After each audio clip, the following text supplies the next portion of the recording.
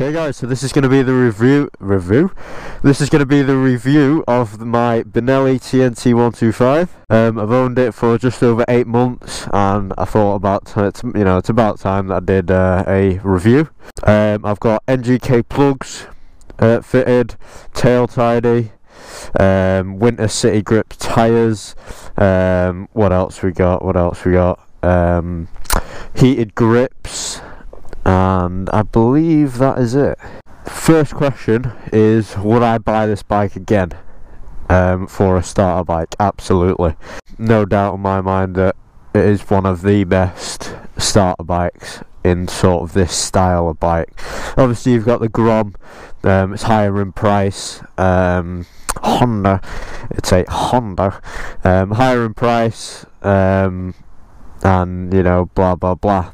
See a lot of Groms nowadays, you don't see a lot of these. Wheels, the stock wheels are awful. I've seen a lot of people sort of say that they're good and bad. My impression with them is that they are awful. You know, even when it's just slightly damp, you know, you're going to be getting little bits of slidiness in there. You can feel the wheels struggling even when it's just damp or slightly wet. So I've got Michelin city grips on mine. Brilliant, no complaints, love them. Onto the front taillights, they are bendy, so if you do go down you can have the chance of them not breaking, so it'll save you money. So again, bendy.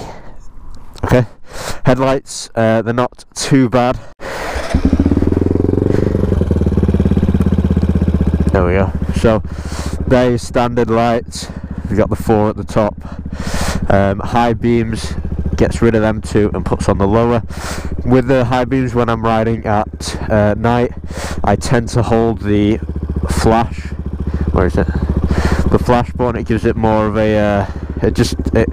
See, the level of light when you've got them on full beam isn't the best. It's quite low, so I tend to hold in the yellow flash button. Moving on to the Speedo.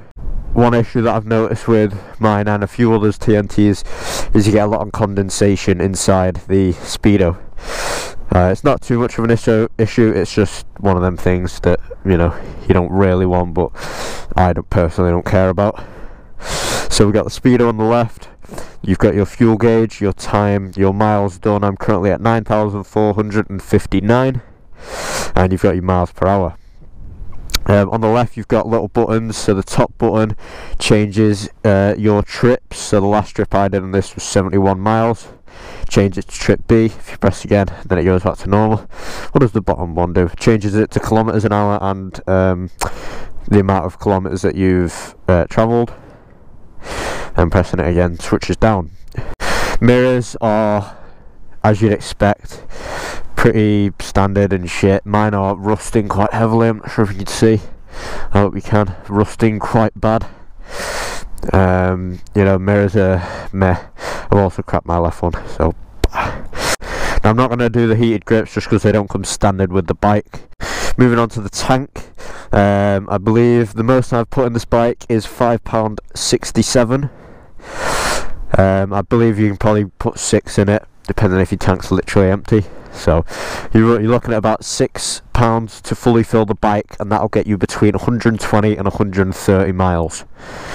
So it's pretty fuel efficient. Onto the rust subject again, which I've noticed in many people's TNTs. You do get a lot of rust coming from underneath, where it's basically rust water. So there's rust underneath, water hits it and drops down onto the engine. It seems to be the left side mainly. So that is another issue.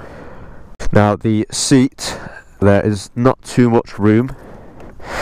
You know, it's not exactly a big boy. That's literally all you get.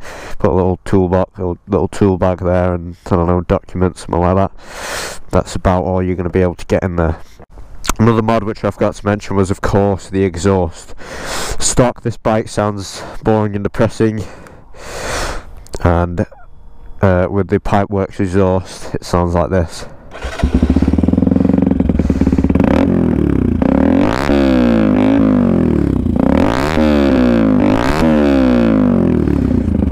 want to piss people off. So yeah, I've also got the wheels painted red, calipers painted black, and obviously got the white detailing on the wheels.